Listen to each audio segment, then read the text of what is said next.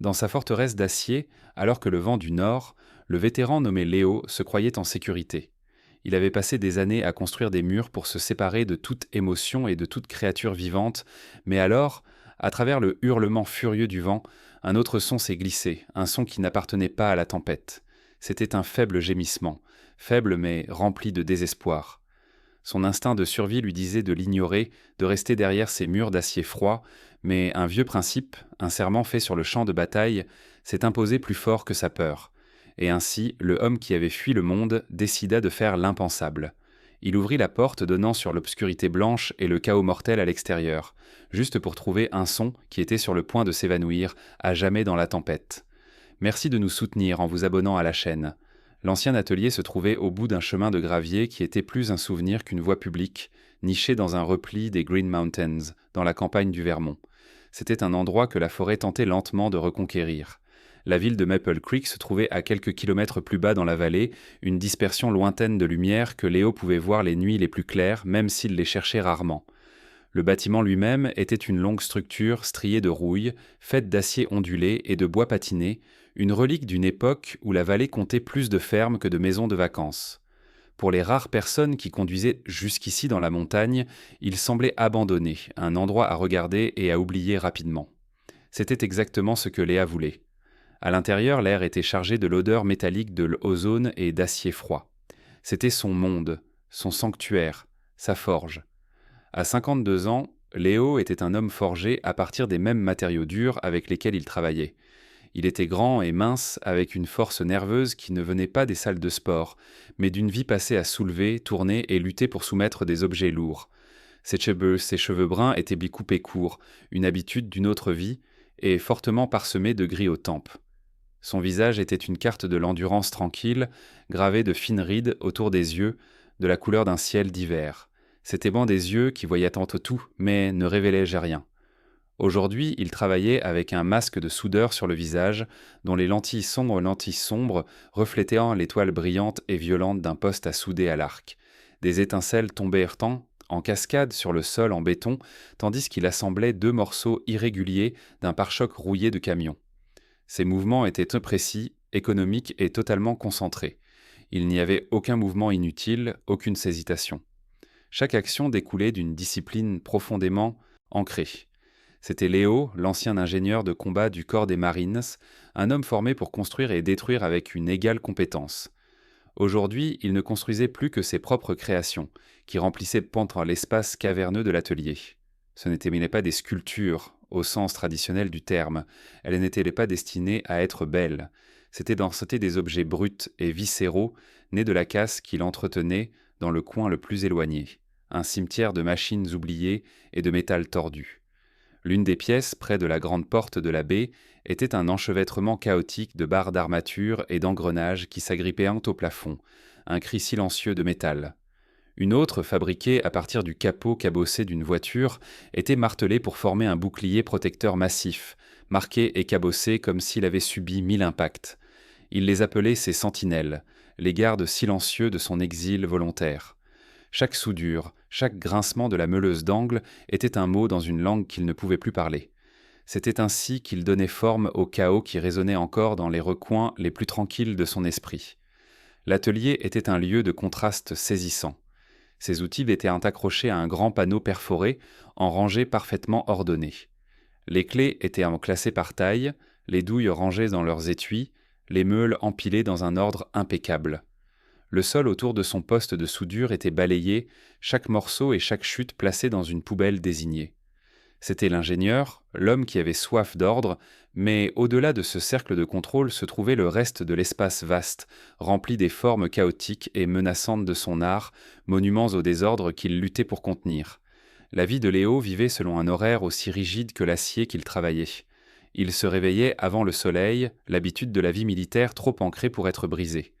Le rituel consistant à préparer le café dans une vieille cafetière, la façon dont il se tenait près de la fenêtre pour regarder les bois sombres prendre lentement forme, était le moment le plus calme de sa journée. Après cela, la forge l'appelait. Il travaillait pendant des heures, s'arrêtant seulement pour un simple déjeuner composé de pain et de soupe en conserve qu'il mangeait debout près de son établi. Il ne possédait pas de télévision et la radio était jamais allumée. Les seuls sons étaient ceux de ses outils et le hurlement du vent à l'extérieur. Les nuits étaient les plus difficiles. Le sommeil n'était pas un refuge, mais un champ de bataille où les souvenirs lui tendaient dans des embuscades. Il se réveillait souvent en sursaut, le cœur battant à tout rompre, le silence de l'atelier pesant sur lui comme un poids physique. Ces nuits-là, il ne retournait pas à son simple lit de camp dans le coin, mais marchait parmi ces sentinelles métalliques, passant la main sur leur surface froide et rugueuse, éteignant désormais ses camarades, les seuls à comprendre le langage des cicatrices. Il ne jugeait pas, il ne parlait pas, il restait simplement là, silencieux et inflexible. Il avait choisi cette vie, préférant la compagnie de l'acier et du feu à celle des gens, car le métal était honnête, dur, impitoyable, mais prévisible. Il suffisait d'appliquer suffisamment de chaleur et de force pour qu'il cède, qu'il se plie à votre volonté.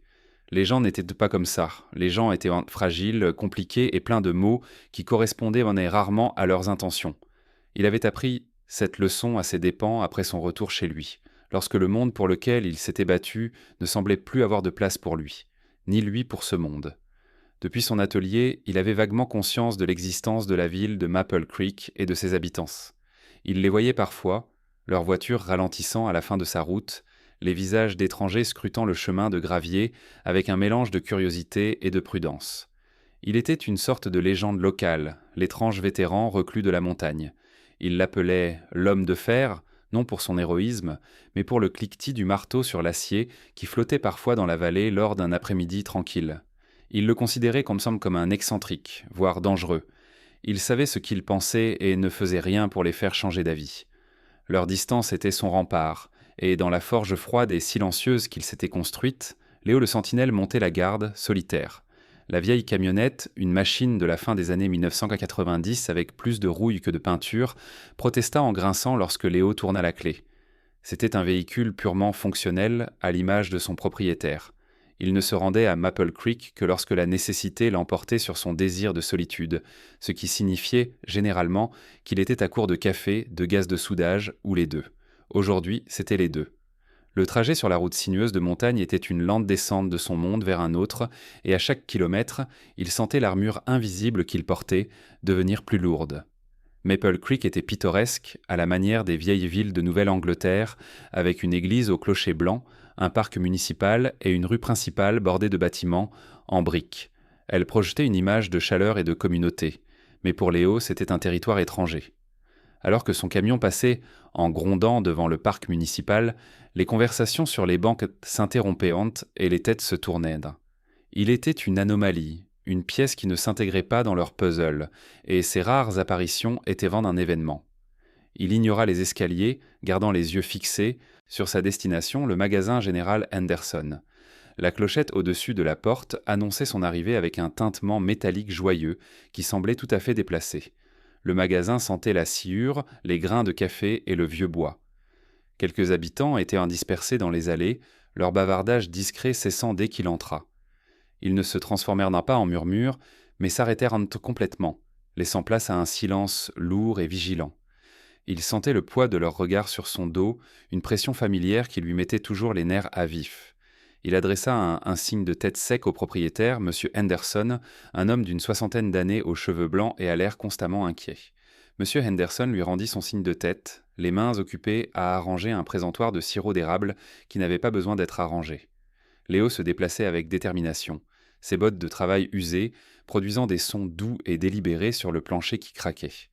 Il prit un grand sac de grains de café, une boîte de baguettes de soudure et plusieurs boîtes de soupe et de haricots, les empilant dans ses bras tandis qu'il passait de la section quincaillerie vers les rayons alimentaires. Il croisa deux femmes qui étaient plongées dans une conversation. Elles se turent à son approche, détournant soudainement le regard, fascinées par une étagère de pots de confiture. Au moment où il passa, un murmure sifflant se fit entendre derrière lui, un bruit semblable à celui de feuilles sèches glissant sur le trottoir. C'était cela. Le silence soudain, les regards détournés, les murmures qui suivirent, c'était un langage qu'il comprenait trop bien, le bruit d'être en dehors du cercle, d'être jugé par des gens qui ne savaient rien de lui. L'air dans le magasin devint soudainement épais et suffocant, et l'odeur de sciure fut remplacée par l'odeur familière et rance du tapis du salon de ses parents. Le souvenir le frappa non pas comme une vague douce, mais comme un coup physique, net et précis.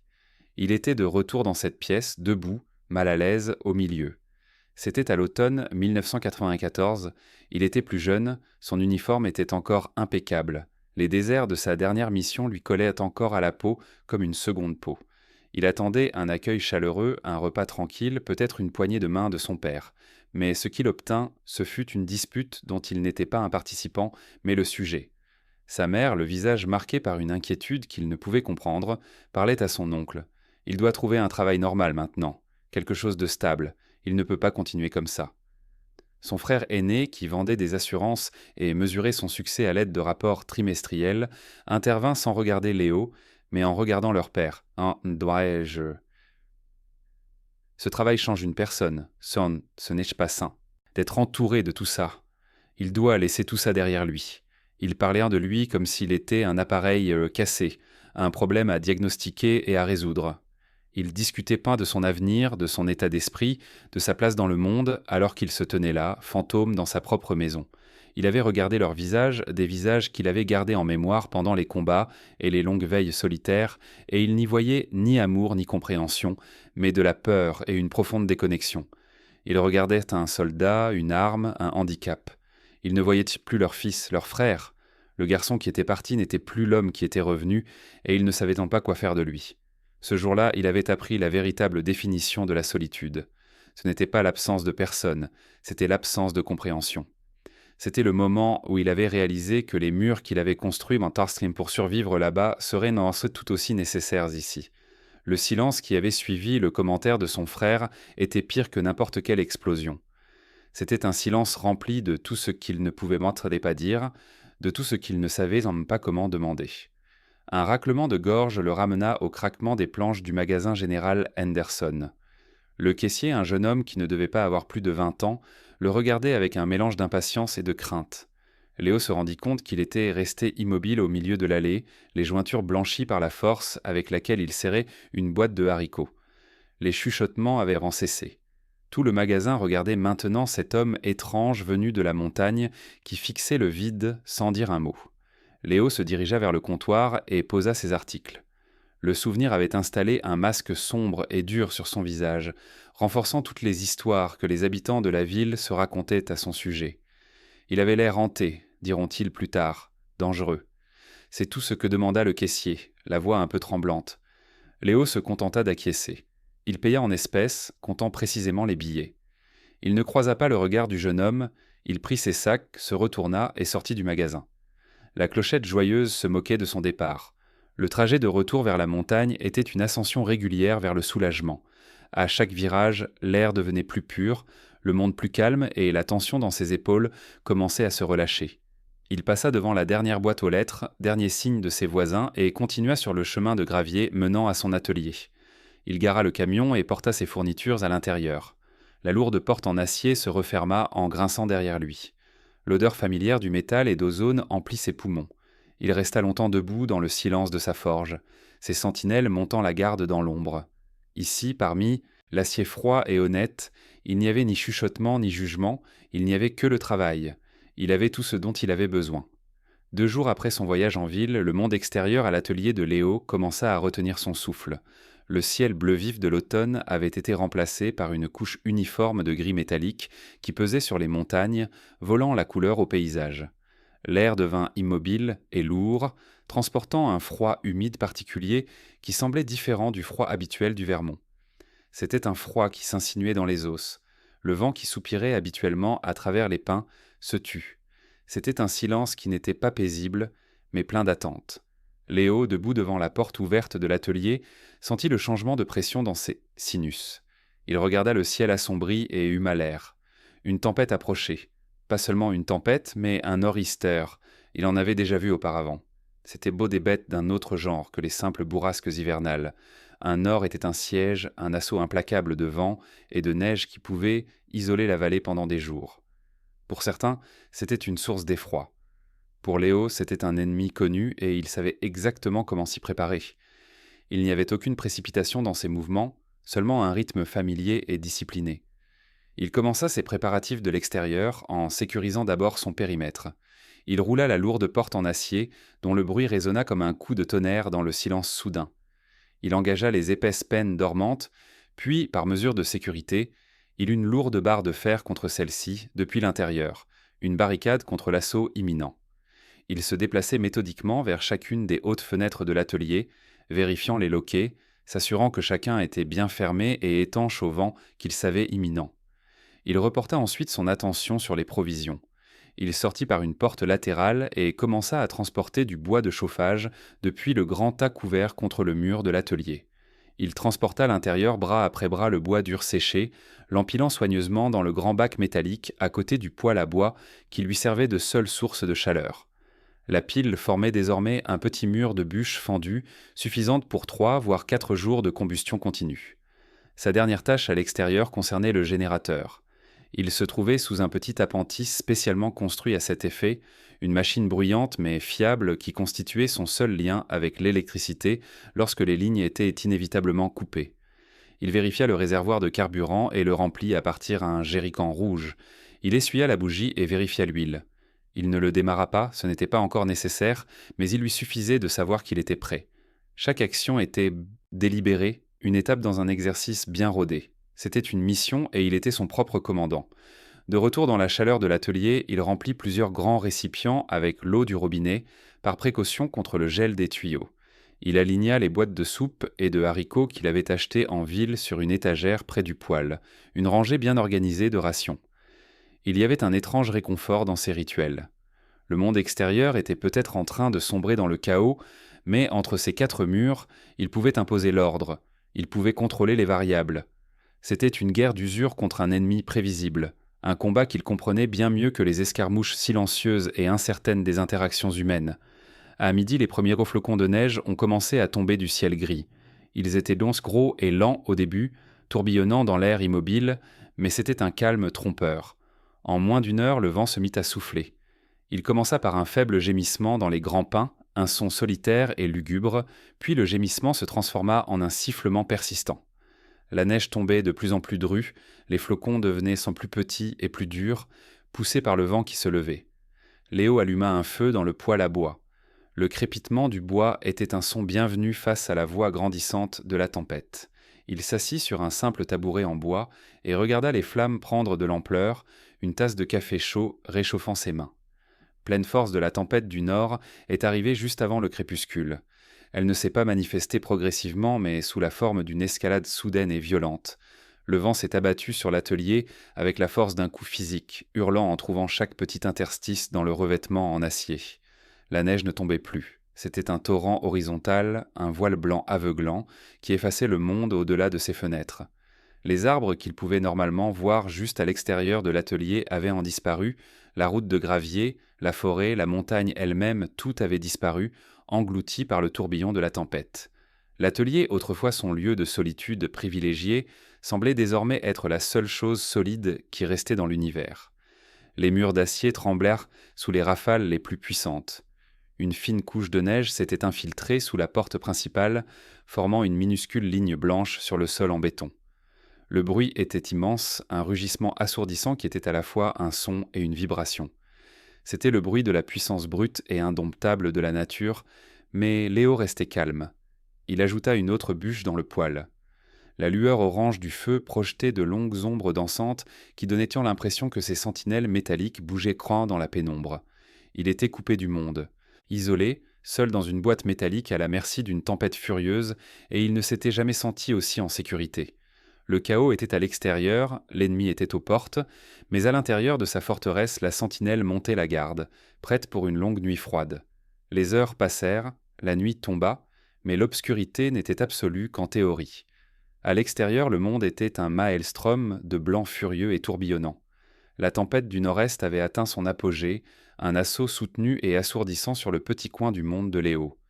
L'atelier n'était plus seulement un bâtiment, c'était un tambour battu par un géant invisible et implacable. Le revêtement en acier vibrait avec un bourdonnement grave et le toit gémissait sous le poids accumulé de la neige. Le vent hurlait une symphonie multitonale de rage qui montait et descendait en crescendo terrifiant. Léo était assis sur son tabouret près du poêle à bois, seul point de chaleur et de couleur dans le vaste espace sombre. Le feu projetait une lueur ambrée vacillante sur le sol en béton et sur les visages stoïques de ses sentinelles métalliques. Il n'avait plus besoin d'être vigilant.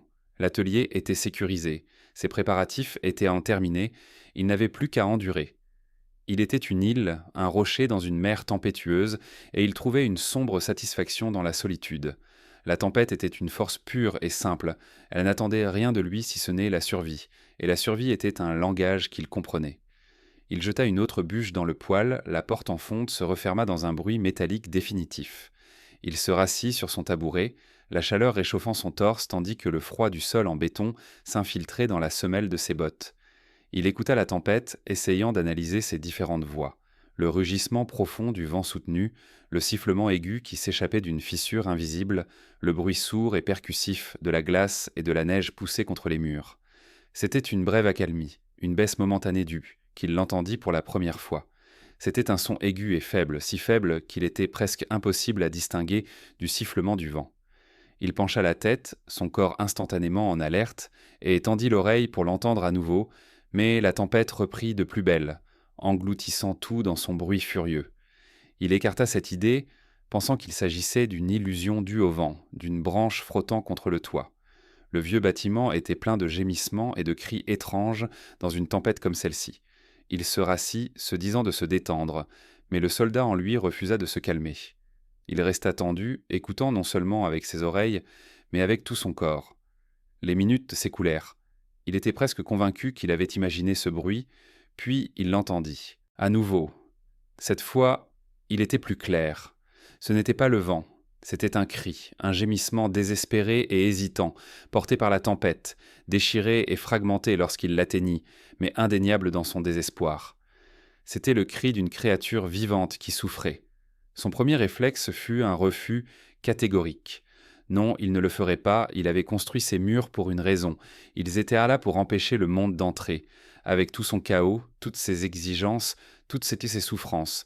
Ouvrir la porte maintenant serait un acte de folie. C'était un moyen sûr de se perdre, de mourir de froid. Pourquoi ? Pour un animal, probablement un renard ou un coyote, des créatures sauvages qui vivaient et mouraient selon les règles impitoyables de la nature, cela ne le concernait pas. Son devoir était d'assurer la sécurité de sa forteresse, son devoir était envers lui-même. Il se leva et se mit à faire les 100 pas, ses bottes produisant un léger bruit granuleux sur le sol. Il quitta le cercle chaud du poêle pour se diriger vers les ombres froides où se trouvaient une de ses sculptures. Il se disputait avec lui-même, l'ermite contre le marine. L'ermite était bruyant, logique et insistant. Reste à l'intérieur, tu es en sécurité ici. Tu as de la nourriture, de l'eau et du chauffage. La tempête est violente, tu ne verras pas ta main devant ton visage. Tu te perdras en 10 pas, ce n'est pas ton combat. Il porta une main sur le visage. La logique était indéniable. Il avait passé des années à cultiver cette solitude, cette déconnexion. Il l'avait méritée. Il ne devait rien au monde. Le cri retentit une 3e fois, plus faible, presque étouffé par une rafale de vent particulièrement violente, mais il était bien là, un dernier appel qui s'évanouissait, et ce son contourna la logique de l'ermite et toucha quelque chose de plus profond, de plus ancien. C'était une partie de lui qu'il ne pouvait ni démanteler ni fondre pour en faire de la ferraille. C'était le noyau profond et non négociable de son entraînement. La voix de son instructeur de Paris Island, il y a plus de 30 ans, résonnait dans son esprit aussi clairement que si l'homme se tenait à côté de lui. On ne laisse personne derrière soi, jamais. C'était un code, une règle absolue. Peu importait dès qu'il s'agisse d'un camarade marine, d'un civil ou, apparemment, d'un son dans l'obscurité. Le principe était le même. Un appel à l'aide avait été lancé et il fallait y répondre. Le conflit qui l'habitait était physique, une oppression dans sa poitrine qui l'empêchait de respirer. La sécurité de ses murs lui semblait moins un réconfort qu'une cage. La chaleur du poêle lui semblait honteuse. Il cessa d'arpenter la pièce et se tint immobile au centre de l'atelier, pris entre deux vérités non négociables. Sortir, c'était tout risquer, mais rester à l'intérieur, c'était trahir les fondements mêmes de ce qu'il. Enfin, de compte, il n'avait pas vraiment le choix.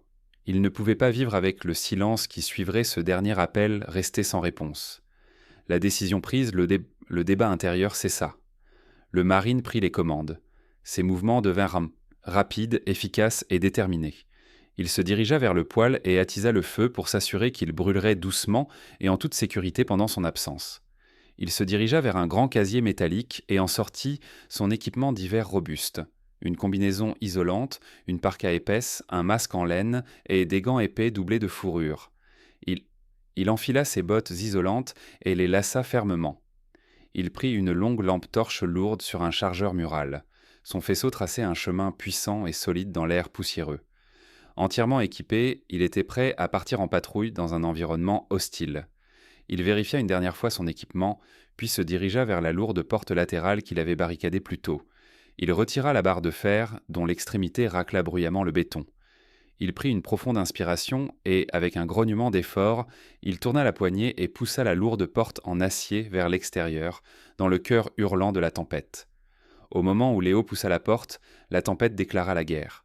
Un mur solide de vent et de neige mêlée de glace le frappa avec une force concussive, lui coupant le souffle et lui volant la chaleur de son visage. Le rugissement était absolu, une présence physique qui vibrait à travers les semelles de ses bottes. Son sanctuaire était violé, le silence contrôlé de son atelier instantanément anéanti et remplacé par le chaos hurlant du nord. Il fit un pas en avant, refermant la lourde porte derrière lui, et fut immédiatement plongé dans un monde sans forme ni direction. La visibilité était inférieure à 1,5 mètre.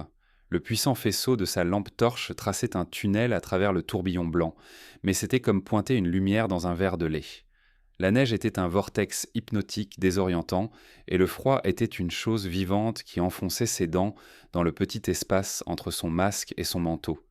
Pendant un instant, une peur primitive, la peur d'être perdu et consumé par le blanc, menaçait de le faire battre en retraite dans sa forteresse, mais le marine prit le dessus. Il s'ancra, plantant ses pieds bien à plat contre le vent. Il ne pouvait pas chercher au hasard, il serait perdu en quelques minutes.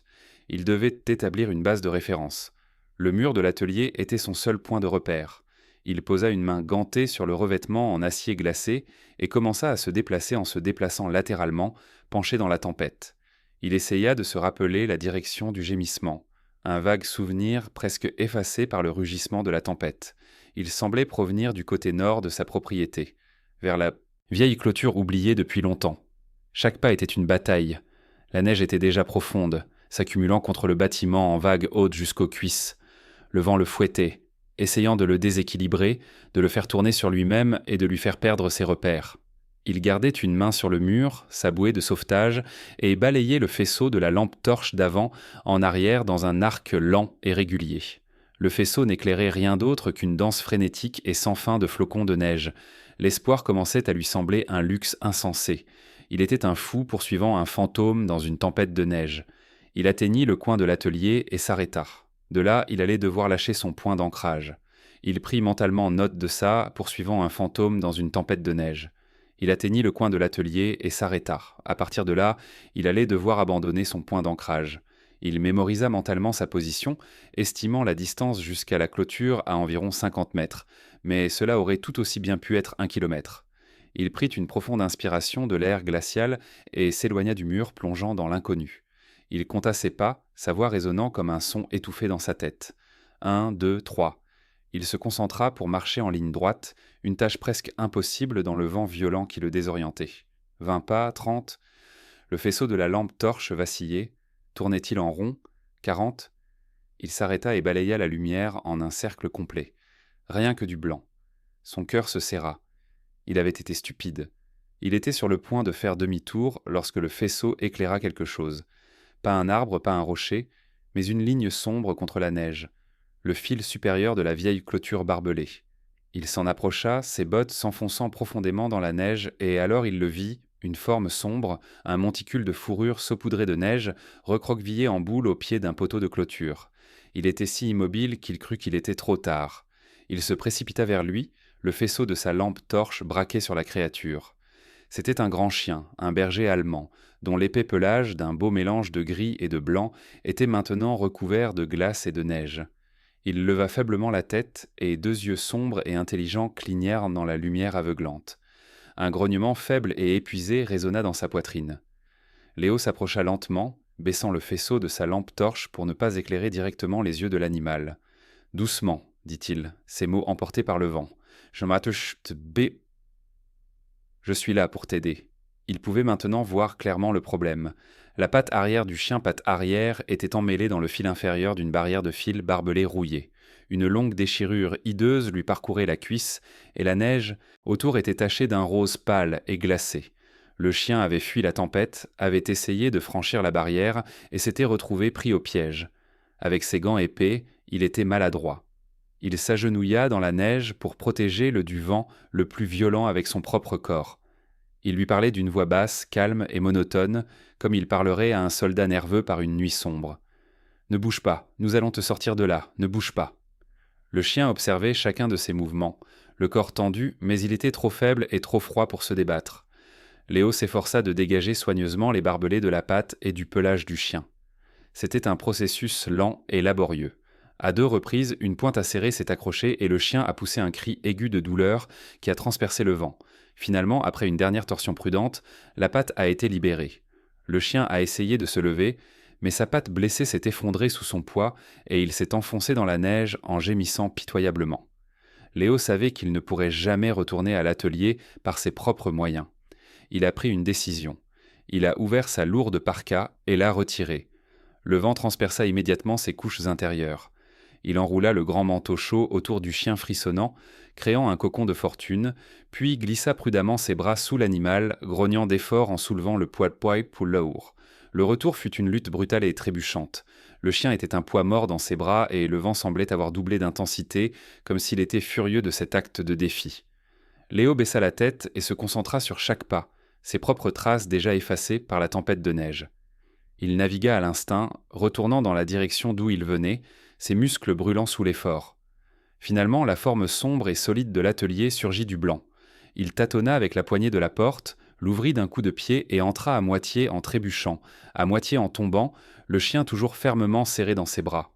Il referma la porte d'un coup de pied et le monde devint heureusement profondément silencieux.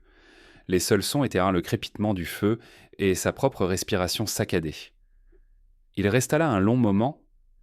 La chaleur et le calme soudain furent un choc pour son organisme. Il posa doucement le chien sur une vieille bâche en toile qu'il gardait près du poêle. Le chien, désormais libéré de la parka, gisait en tremblant sur la bâche, les yeux sombres, écarquillés et pleins de peur. Il regardait Léo, puis les sculptures métalliques imposantes, puis le feu étrange qui vacillait. Il se trouvait dans un endroit aux angles impossibles et aux odeurs étrangères, prisonnier d'une grotte chaude et terrifiante. Léo recula, son propre sentiment de désorientation reflétant celui du chien. Il regardait cette créature, cet invité indésirable, ce morceau du monde sauvage et chaotique qu'il venait de traîner dans son sanctuaire méticuleusement contrôlé depuis des années. Aucun être vivant n'était entré dans cet espace à part lui. L'air était sien, le silence était sien, l'ordre était sien. Maintenant, il y avait un autre battement de cœur dans la pièce. Il y avait l'odeur de la fourrure mouillée et du sang. Il y avait une paire d'yeux fatigués et effrayés qui observaient en chacun de ses mouvements. Sa forteresse avait été violée, non pas par la tempête, mais par sa propre main. Il ressentait une profonde confusion, un bouleversement dans les fondements mêmes de la vie qu'il avait si soigneusement construite. La tempête faisait rage à l'extérieur, mais une nouvelle tempête, plus calme et bien plus compliquée, venait de commencer à l'intérieur des murs de l'atelier. La tempête extérieure poursuivait son assaut implacable, mais à l'intérieur de l'atelier, une tempête d'un autre genre s'installait dans un silence tendu et vigilant.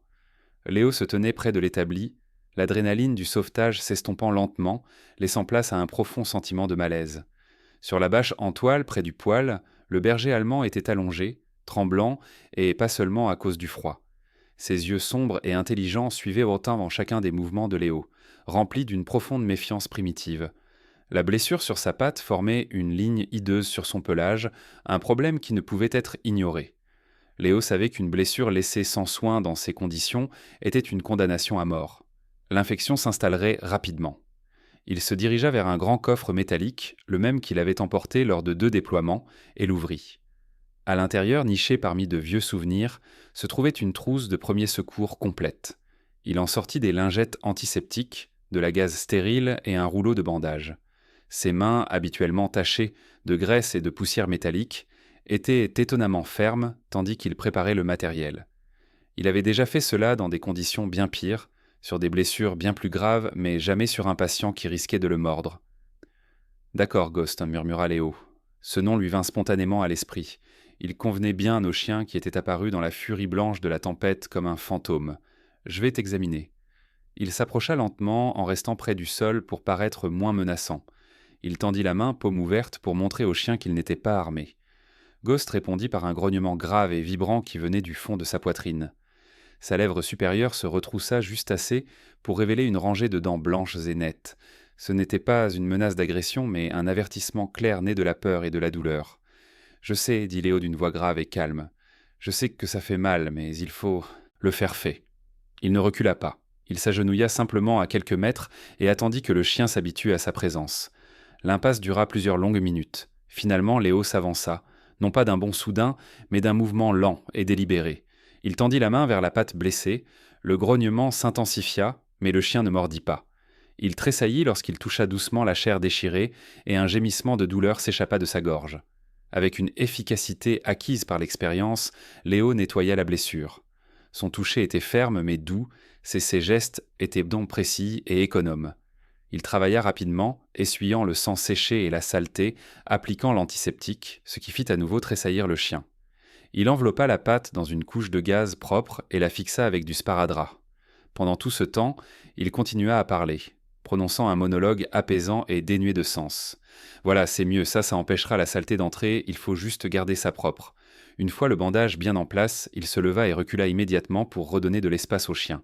L'animal était allongé, haletant doucement, les yeux toujours fixés sur lui, mais le grognement s'était calmé. Léo savait que la confiance ne se construisait pas sur un seul acte, c'était une monnaie qui s'acquittait par la patience. Il remplit un lourd bol en céramique d'eau fraîche et ouvrit une de ses propres boîtes de ragoût de bœuf, versant le contenu sur une assiette en métal. Il plaça la nourriture et l'eau sur le sol, assez près pour que le chien puisse les sentir, mais assez loin pour ne pas le surplomber. Puis il fit la chose la plus importante qu'il pouvait faire. Il lui tourna le dos, se dirigea vers son établi et commença à nettoyer ses outils, ses mouvements étant délibérés. Il pouvait sentir le regard du chien sur lui. Il résista à l'envie de regarder par-dessus son épaule. Il travailla en silence, les seuls bruits étant le grattement d'une brosse métallique contre l'acier et le hurlement du vent à l'extérieur. Après ce qui lui sembla une éternité, il entendit un nouveau bruit, le doux clapotis d'une langue contre l'eau. Il se permit un petit soupir de soulagement intérieur. Quelques minutes plus tard, il entendit le bruit du chien en train de manger. Il laissa le chien finir, puis jeta un coup d'œil. Ghost était à nouveau couché, l'assiette vide poussée sur le côté. Le regardait. La peur dans ses yeux était maintenant tempérée par une lueur de curiosité. Il était couché sur la toile froide et rugueuse, un mauvais lit pour un animal blessé. Une idée commença à se former dans l'esprit de Léo.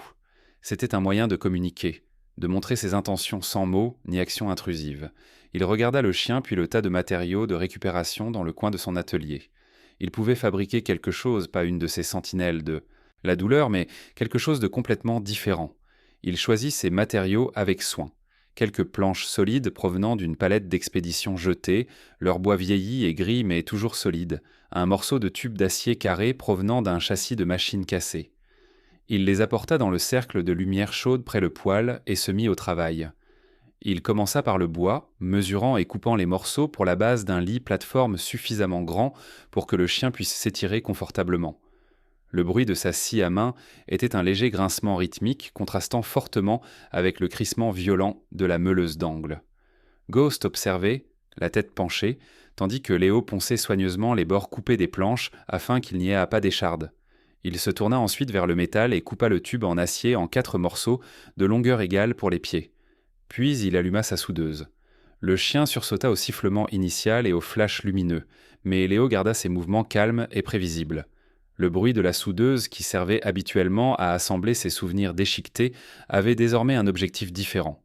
Il ne forçait pas le métal à prendre une forme conflictuelle, il l'utilisait pour construire une base de soutien. Il créait un petit espace d'ordre et de confort au milieu de la tempête. Il travailla pendant des heures, la tempête faisait rage, mais il était entièrement concentré sur la tâche à accomplir.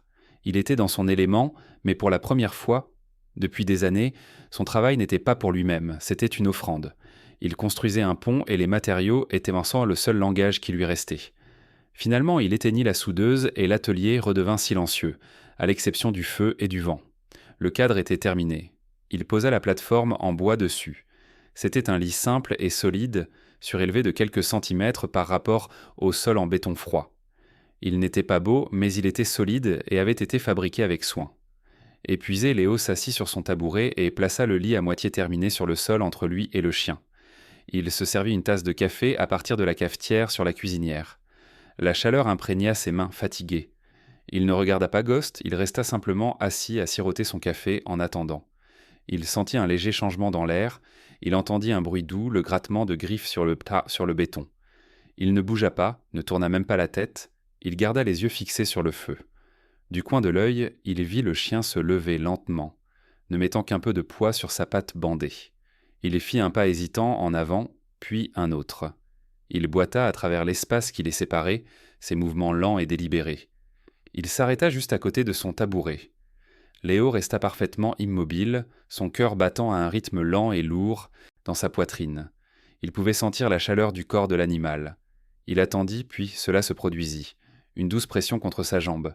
Il baissa les yeux. Le berger allemand, le fantôme de la tempête, avait posé sa lourde tête sur son genou, ses yeux levés vers lui. Pour la première fois, la peur avait disparu, remplacée par une confiance tranquille et interrogative. Léo ne bougea pas, il se contenta de regarder le chien.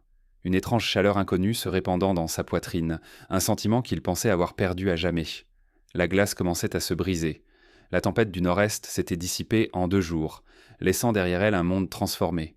Une épaisse couche de neige immaculée recouvrait tout, ensevelissant la route de gravier et plongeant le monde dans un profond silence.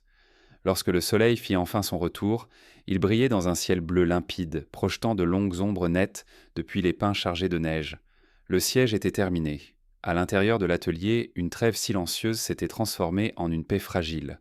La routine rigide et solitaire de Léo, sa routine rigide et solitaire, fondement de son existence depuis des années, commençait à se fissurer de manière subtile mais significative. La première chose qu'il entendait au réveil n'était plus le silence oppressant, mais le battement rythmique et doux d'une queue contre un lit en bois. Avant de mettre la cafetière en route, il ouvrait désormais la porte latérale pour laisser entrer un souffle d'air froid et pur, laissant Ghost sortir dans la neige pendant quelques minutes avant de le rappeler à l'intérieur. Les repas n'étaient plus un simple ravitaillement ni fonctionnel, il se surprenait à partager sa propre nourriture, mettant de côté une portion de ses œufs brouillés ou des morceaux de bœuf de son ragoût pour le chien qui mangeait avec une dignité tranquille. Les longues heures de silence dans la forge étaient désormais ponctuées de moments de compagnie silencieuse. Il arrêtait son travail, s'asseyait près du poêle et regardait Ghost dormir. Les pattes du chien parfois tremblaient comme s'il poursuivait quelque chose dans un rêve, et il se mit à parler. Cela ne se fit pas d'un seul coup, mais commença par une série d'ordres et d'observations prononcées d'une voix grave et bourrue, le genre de discours qu'utilise un homme qui n'a pas l'habitude de parler. « Allez, Ghost, il est temps d'aller chercher du bois, ou cette pâte a l'air d'aller mieux aujourd'hui. » Il parlait plus à lui-même qu'au chien, racontant sa propre vie pour combler le silence, mais Ghost était un auditeur exceptionnel. Il observait Léo de ses yeux sombres et intelligents, la tête penchée sur le côté comme s'il comprenait chaque mot. Il n'interrompait jamais, ne jugeait jamais, ne donnait jamais de conseils creux. Il écoutait simplement et, dans la sécurité de cette attention silencieuse et inébranlable, les Entendsta Kalekra, fissures dans la forteresse de silence de Léo, commencèrent à s'élargir. Le récit unilatéral s'approfondit lentement pour devenir quelque chose de plus. Alors qu'il travaillait sur une nouvelle sculpture, il se surprit à expliquer le processus. « Regarde cette pièce, elle provient de la transmission d'un vieux skitteur forestier. C'est un morceau d'acier résistant qui m'a donné du fil à retordre. » Il s'interrompit en regardant Ghost qui l'observait depuis son lit. « Ça me rappelle un sergent que j'ai connu à Fallujah, un dur à cuire cet homme. » Il n'avait pas prononcé le nom de cette ville à voix haute depuis plus de 10 ans. Le mot resta suspendu dans l'air, mais l'atelier ne s'écroula pas. Ghost cligna simplement des yeux lentement et Léo se rendit compte qu'il pouvait respirer. Il retourna à son travail, le souvenir n'étant plus un fantôme avec lequel il fallait lutter, mais en une histoire qui pouvait être racontée. Ghost devint son confesseur silencieux, le gardien des mots et des noms que Léo croyait enfouis à jamais. Les nuits, autrefois territoire de la terreur, commencèrent à perdre leur emprise sur lui.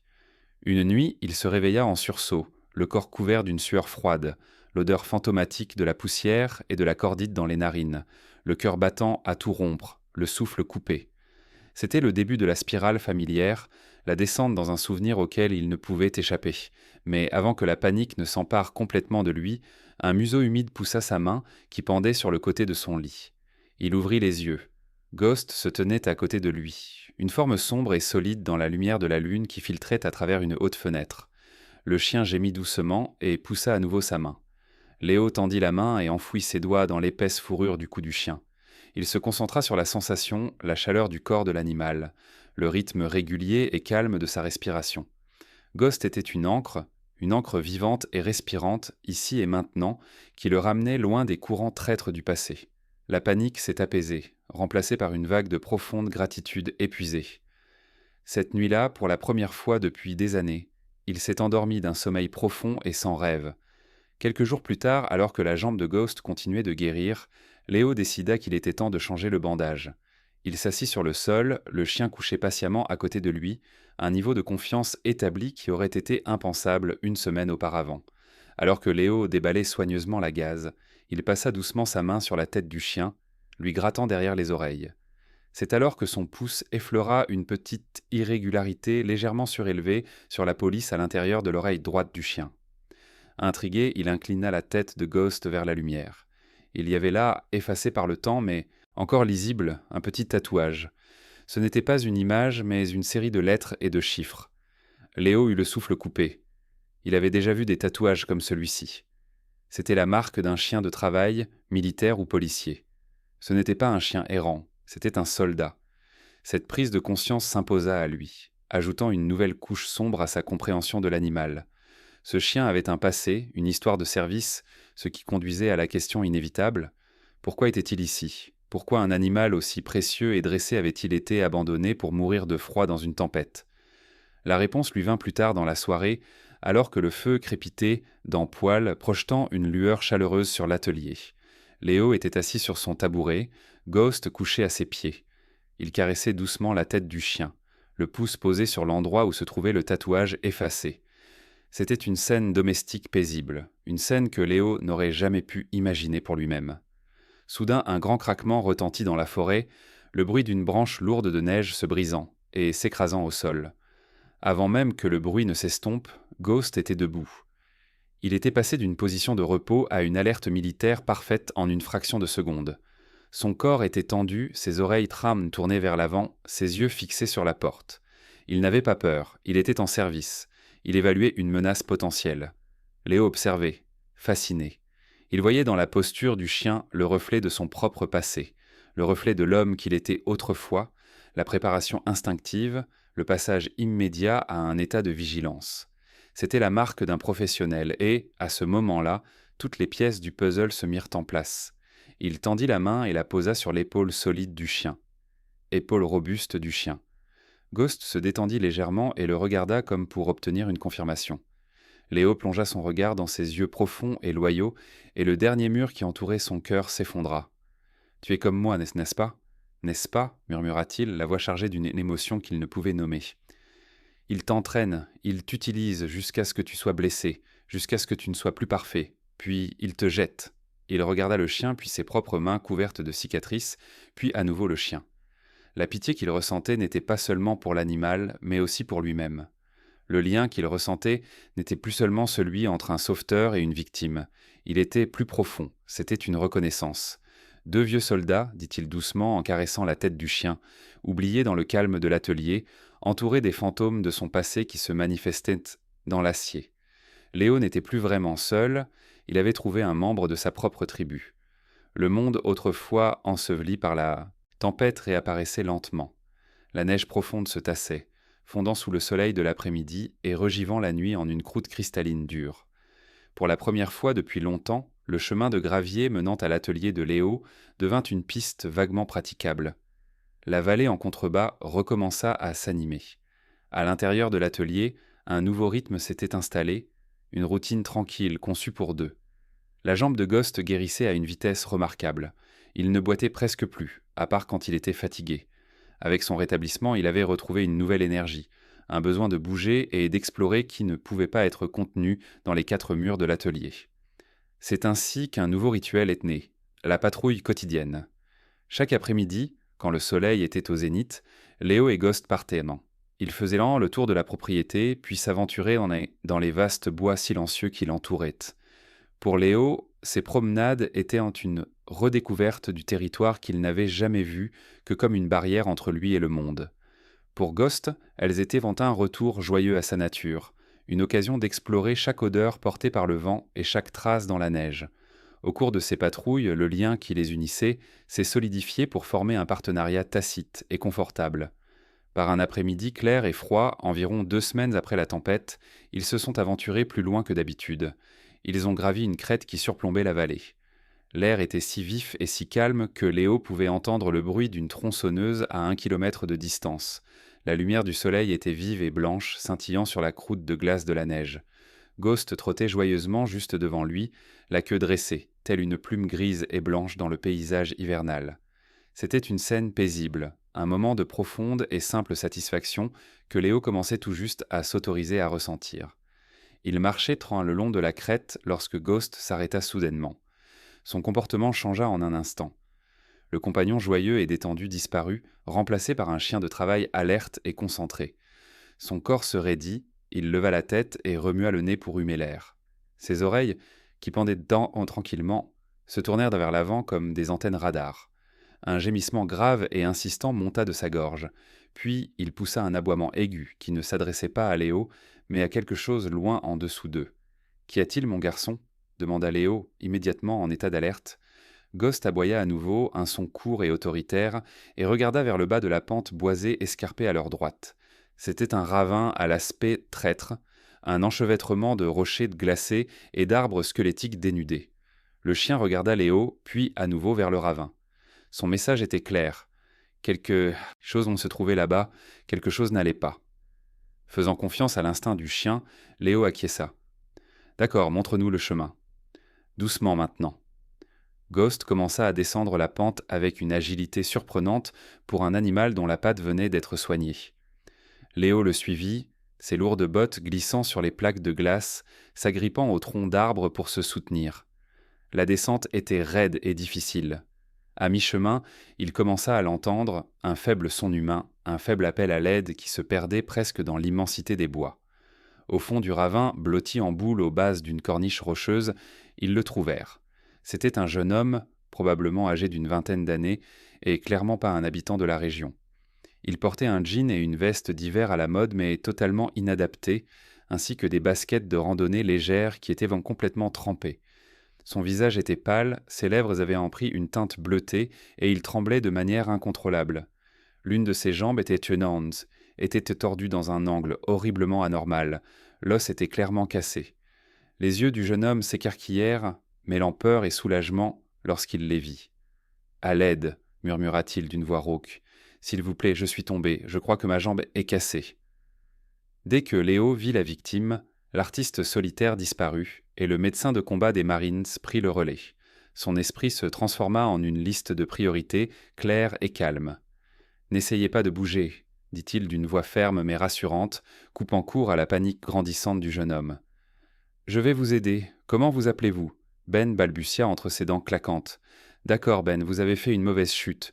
Nous allons vous sortir de là. »« Je vais vous aider. Comment vous appelez-vous » Ben balbutia entre ses dents claquantes. « Ben, très bien, Ben, vous avez fait une mauvaise chute. Nous allons vous sortir de là. » Tout en parlant, ses mains étaient déjà en mouvement.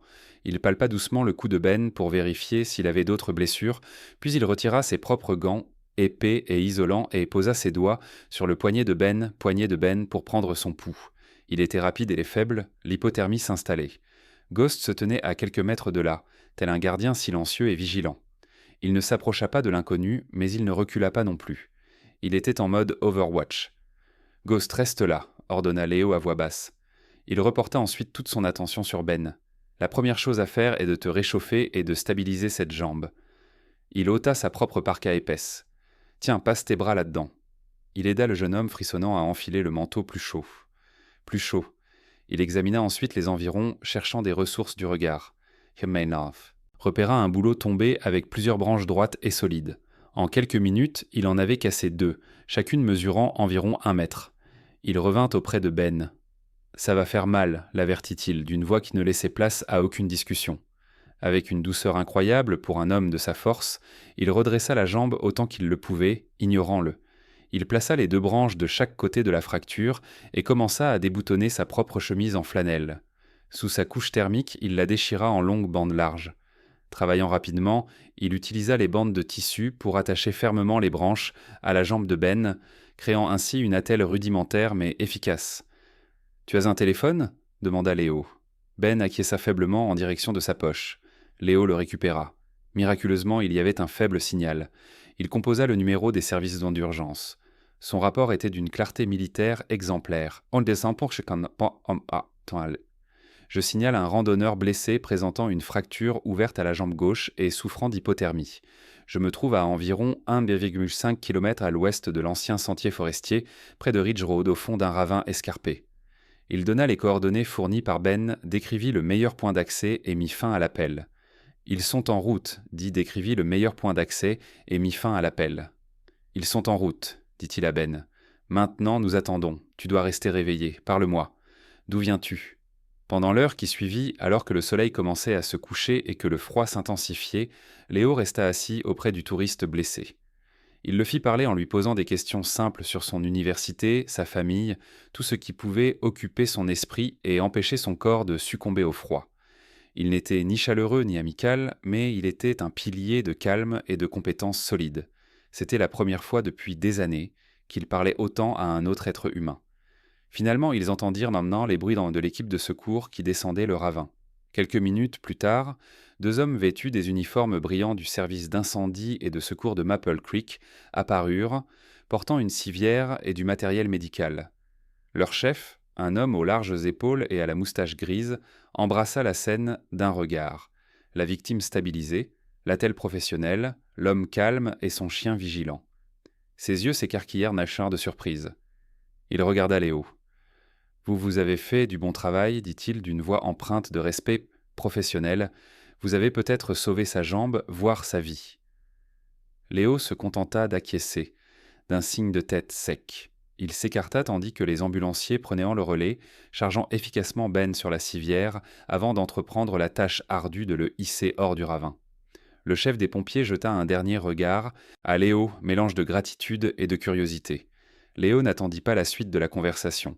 Il se contenta de se retourner, de siffler doucement et, avec Ghost trottant fidèlement à ses côtés, il commença à remonter tranquillement la crête, laissant derrière lui le monde des sirènes et des urgences. Le silence de la forêt l'accueillit à son retour, mais quelque chose en lui avait changé. Les murs de sa forteresse lui semblaient un peu moins nécessaires qu'ils ne l'étaient ce matin-là. Le sauvetage du jeune randonneur Ben avait laissé un écho dans le silence de l'atelier de Léo. Le calme qu'il avait autrefois cultivé comme un bouclier lui semblait désormais différent.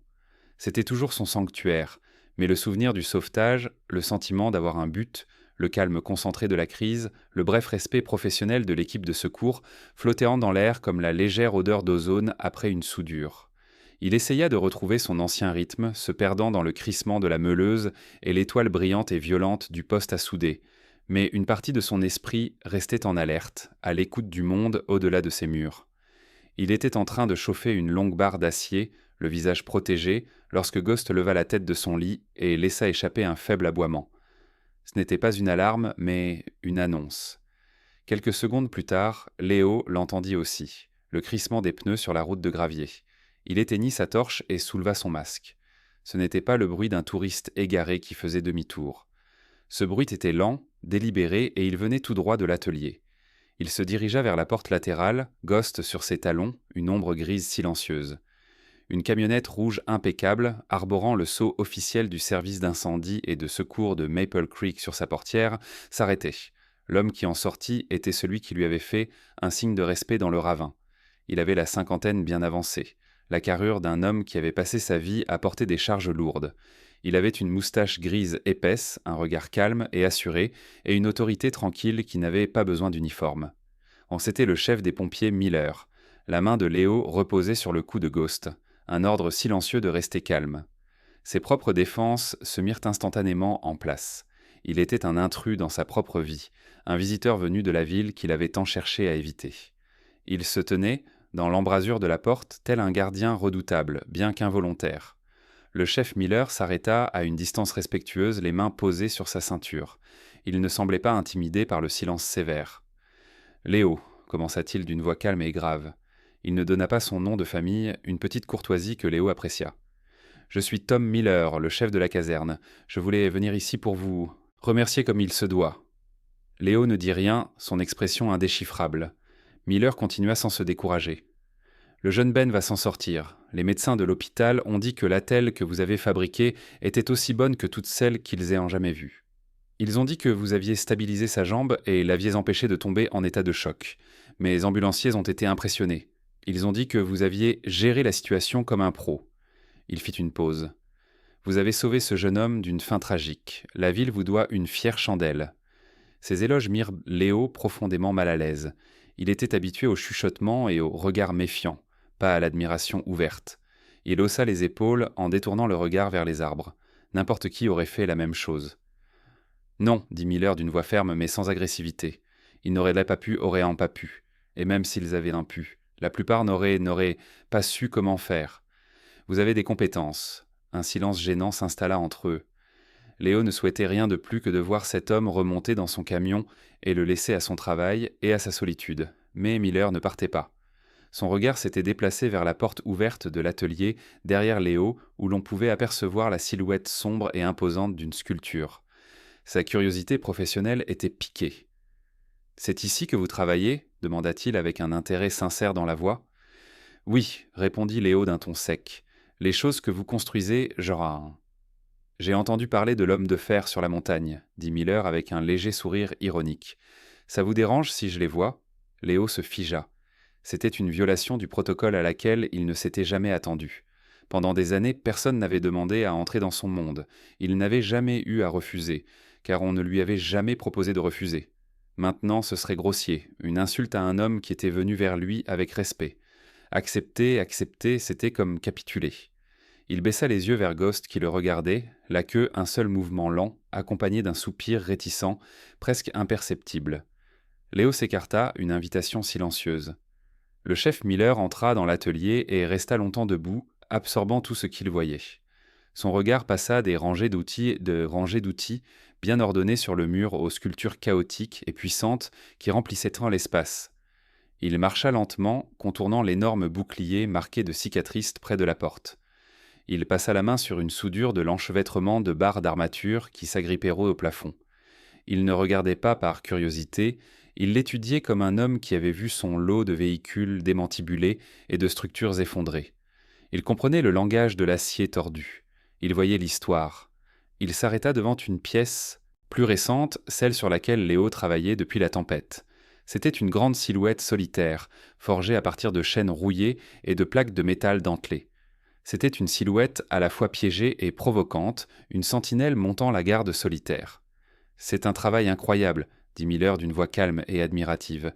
Il y a un pouvoir, beaucoup de douleur aussi, mais beaucoup de force. » Léo se tenait près de l'établi, les bras croisés, se sentant exposé comme si le chef lisait les pages de son histoire privée. Miller se tourna vers lui, les yeux pleins d'une compréhension surprenante.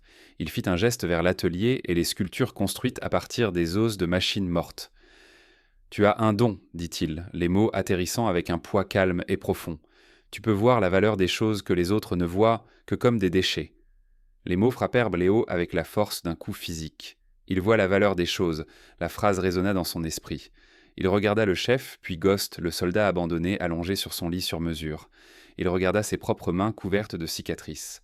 Les paroles du chef ne concernaient pas seulement le métal. Cet homme, cet étranger, comprenait. Il avait vu la révélation qui avait laissé Léo sans voix. Miller, sentant qu'il en avait peut-être trop dit, changea de sujet. « Écoute, la raison pour laquelle je suis aussi venu, c'est que dans 2 semaines, Maple Creek organise son festival annuel de la fête des fondateurs. Donc c'est un événement important pour la ville, avec des stands d'artisanat, un défilé, tout le tralala. » Il fit une pause. « Je pensais que les gens devraient voir ça à ton travail.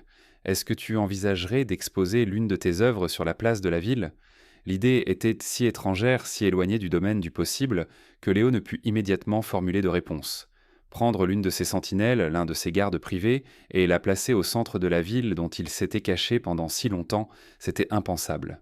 « Tu n'as pas besoin de décider maintenant, » dit Miller, sentant son hésitation. « Réfléchissez-y simplement. La ville vous considère désormais comme un héros.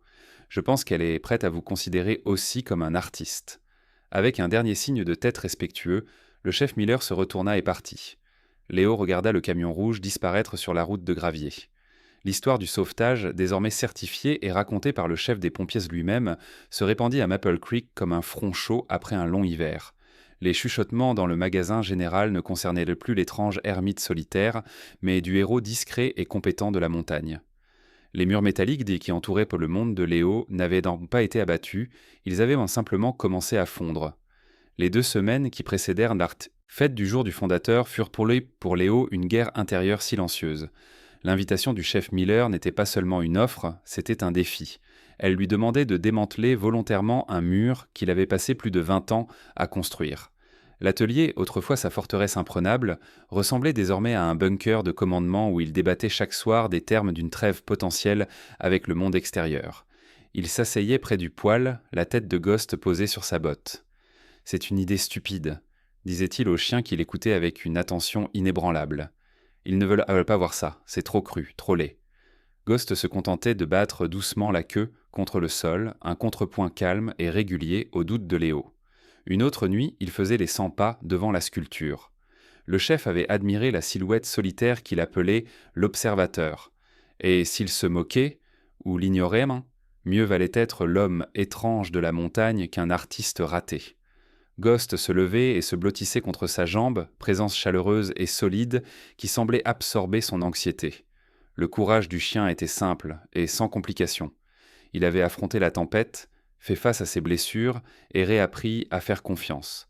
Sa bravoure était un défi silencieux lancé à la peur de Léo. C'est la compagnie indéfectible de Ghost qui a finalement fait pencher la balance. Léo regarda l'animal loyal, ce compagnon d'armes qui avait été abandonné et avait trouvé un nouveau but. Peut-être pensait-il qu'il était temps pour lui de faire de même. Le jeudi précédant le festival, il appela le chef Miller et, d'une voix bourrue et directe, lui dit « Je le ferai le matin du jour » de la fondation était clair et froid. Avec la précision méthodique d'un soldat se préparant pour une opération, Léo prépara l'observateur pour son voyage. Il l'enveloppa soigneusement dans des bâches en toile et l'attacha à une palette à l'aide d'un palan à chaîne. Il chargea minutieusement la lourde sculpture sur la plateforme de son vieux pick-up et l'attacha solidement. Ghost était assis près de la porte ouverte de l'atelier, observateur silencieux, dans la posture d'une sentinelle supervisant une tâche critique. Le trajet jusqu'à Maple Creek était différent cette fois-ci. Il n'était pas seulement un homme solitaire venant acheter des provisions, il était un participant actif.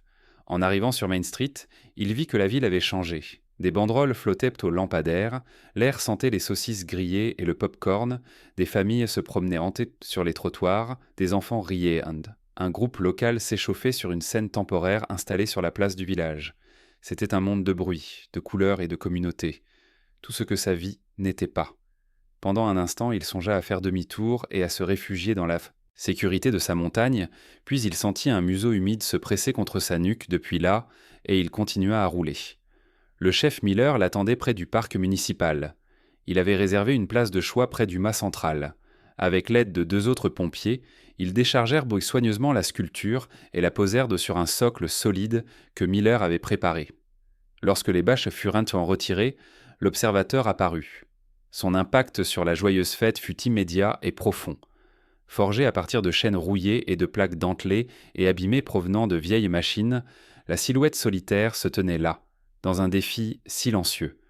Elle représentait un morceau de la beauté rude et solitaire de la montagne, descendue au cœur de la ville. Elle n'avait pas sa place ici, et pourtant elle imposait son espace. Comme le résumé l'indiquait, les gens commencèrent à le voir d'un autre œil, comme un artiste talentueux au passé profond. Ils se rassemblèrent, et leurs conversations se transformèrent en murmures respectueux. Ils ne voyaient même pas un monstre ou un fou, ils voyaient une histoire, ils voyaient la discipline dans les soudures, la force dans la posture, la profonde et douloureuse solitude dans l'isolement de la silhouette. Le chef Miller se tenait à proximité, et Léo pouvait l'entendre expliquer tranquillement à un petit groupe « C'est l'homme qui a sauvé ce randonneur. Il fabrique ses sculptures à partir de ferraille. » Une femme aux cheveux gris tendit une main hésitante sans tout à fait toucher la sculpture, mais en sentant le froid qui s'en dégageait. « Ça fait ressentir quelque chose, » dit-elle à son mari. « C'est triste, mais c'est que c'est fort. » Léo ne resta pas pour entendre les commentaires. Ce n'était pas le but de la mission.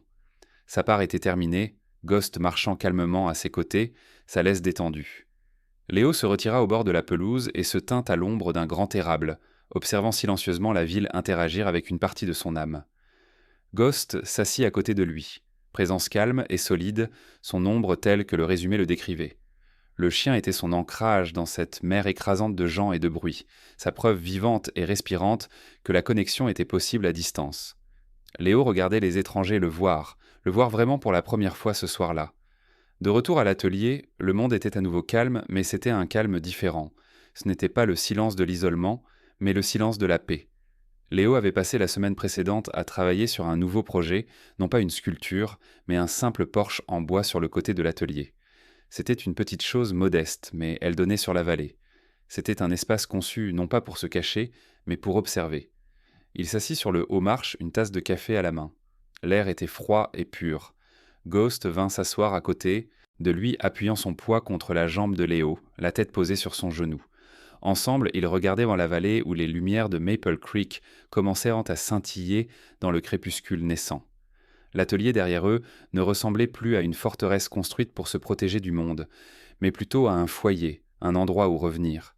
Les sentinelles métalliques à l'intérieur n'étaient plus seulement des gardes contre des souvenirs douloureux, elles étaient pour les témoins de sa survie, des œuvres d'art qui avaient réussi à construire un pont vers un monde qu'il croyait perdu à jamais. Il n'avait pas vaincu son passé. Les fantômes de la guerre resteraient probablement toujours avec lui, mais il n'était plus leur prisonnier. Il avait trouvé un moyen de vivre avec eux, un moyen de construire une paix fragile et provisoire. Il regarda le magnifique animal à ses côtés, l'ombre fidèle qui était sortie d'une tempête et l'avait ramené vers la lumière. Il posa sa main sur la tête de Ghost et ensemble, le vétéran et son ombre regardèrent Mokpandre les étoiles apparaître au-dessus de la vallée. Léo et Ghost Story nous rappellent discrètement que parfois, les blessures les plus profondes sont celles que personne ne peut voir. La véritable guérison ne commence souvent pas par de grands gestes, mais par la présence constante d'un compagnon fidèle qui voit la valeur d'une âme que les autres ont oubliée. Si leur voyage d'une forge froide à un foyer chaleureux vous a touché, nous vous invitons à rejoindre notre meute en vous abonnant. Vos likes et vos partages aident ces histoires à trouver les personnes qui en ont le plus besoin. Nous serions ravis de lire vos propres réflexions dans les commentaires ci-dessous. Alors que notre séjour dans la vallée touche à sa fin, une nouvelle aventure commence. Il vous suffit de cliquer sur la vidéo suivante qui apparaîtra sur votre écran pour poursuivre le voyage avec nous.